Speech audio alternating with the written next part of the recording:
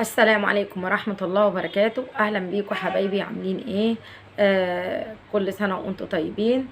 النهاردة هنشوف مشكلة.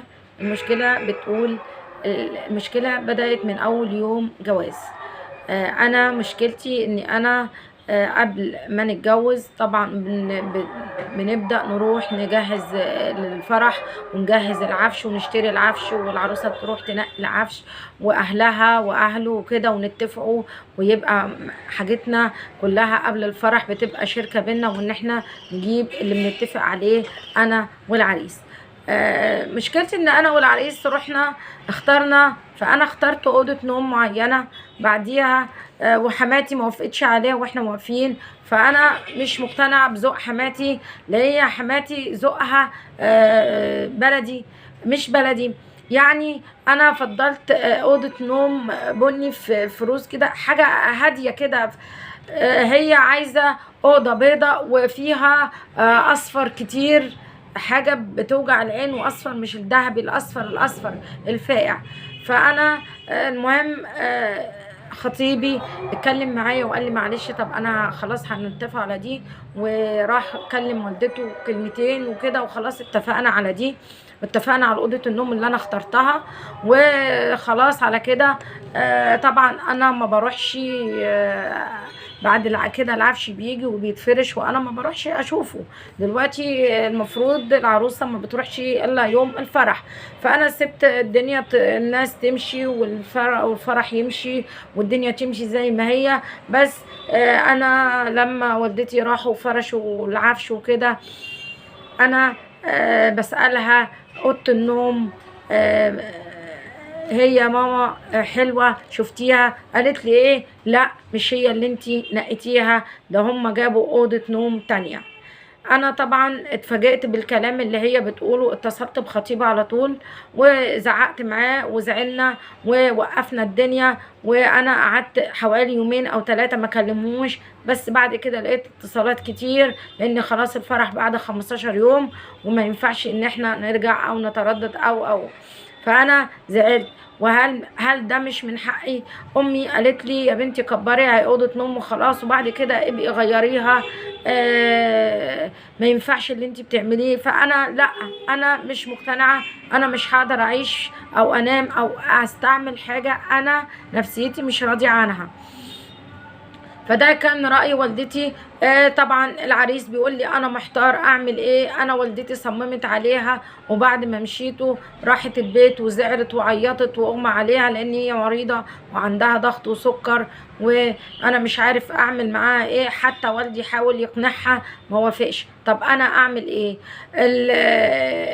الحل ايه دلوقتي؟ يهديك يرضيك، حاول يقنعني، بس انا مش بلع الموضوع. قلت له لو رحت البيت مش هنام فيها، هنام في اوضه الاطفال، مش هستخدمها الا لما تتغير، انا مش عايزاها، انا مش مرتاحه لها، انا نفسيا مش مرتاحه لها. فطبعا انا مش عارفه اعمل ايه. هل اكمل الجوازه وارضى بفرض الراي عليا حتى في حياتي وعيشتي واوضه نومي اللي انا هستعملها؟ فانا محتاجه حد يدلني على الطريق الصح. انا تعبت بصراحة، مش عايزة ابدأ حياتي من اولها كده بمشاكل. فالحل ايه؟ يا ريت تقولوا لي ايه الحل. يعني انا مش عارفة. هي الفكرة ان معظم يعني بعض الامهات او الابهات بيتدخلوا بطريقة مش حلوة في حياة اولادهم. سيبوا ولادكم يعيشوا العيشة اللي هم عايزينها، سيبوهم يمشوا حياتهم بطريقتهم. خلاص هم كبروا دلوقتي، لازم يعتمدوا على نفسهم في تمشية حياتهم. أوضة النوم مش من حق الأم هي اللي تختارها، أو حقها إن هي تغيرها. تسيبهم هم اللي هيعيشوا فيها، وهم اللي هيباتوا فيها، وهم اللي هيستعملوها. او فعلا هي العروسه عندها حق، لان انا عن نفسي اوضه الحاجه اللي مش مرتاح لها مش هعرف استعملها، مش هعرف اعيش فيها. البيت لو حتى مش مرتاحه له وريحه تقيل عليا مش بكمل معاه فيه، وبروح بيت تاني او بعزل او بدور على مكان تاني. فيا ريت الاهل يحاولوا يبسطوا العمليه وما يضغطوش على اولادهم، ويسيبوهم يعيشوا حياتهم بروحهم. اما بالنسبه لحل المشكله دي، حاولوا ان انتوا توصلوا لحل وسط. يعني مثلا تحاول تخلي والدتك تقتنع ان ما هي مش من حقها تعمل كده، او تجيب حد تقعد اخواتها، اخوات ماما، خلانك يعني، اهل مامتك، حاولوا يقعدوا معاها ويقولوا لها مش من حقك، ويعرفوها ان كده غلط، وان كده هي بتخرب على ابنها.